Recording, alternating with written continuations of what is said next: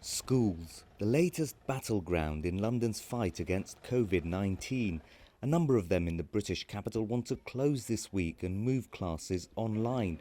But the government has ordered them to stay open or face legal action. Caught in the middle are teachers, students, as well as worried parents. We've just decided now that we're going to just keep her off.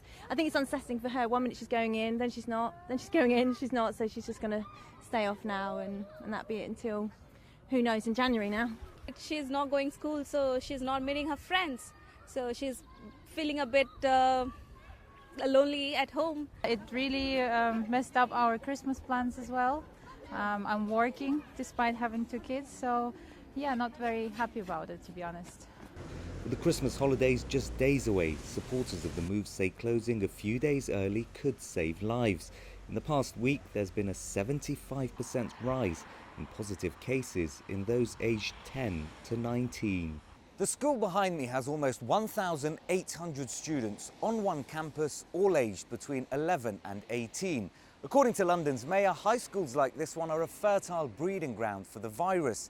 But across the UK, many schools and parents are facing a difficult dilemma: to keep children in classrooms and education, or to protect them from COVID. The man responsible for governing London wants to go even further and has called for mass testing for students, and says the decision to impose the toughest restrictions on life in the capital won't solve the issue. Many of them don't go to pubs, bars and restaurants. I've not seen a child of 10, 11, 12, 13 in a pub, bar or restaurant. And so my concern is that the blunt instrument of Tier 3 won't do what's needed, which is to reduce the virus quickly. The government is resisting calls for closures and says keeping schools open is a national priority. Making things all the more complicated will be a nationwide relaxation of COVID rules from December 23rd, meaning young and old will be allowed to get together for 5 days to celebrate Christmas.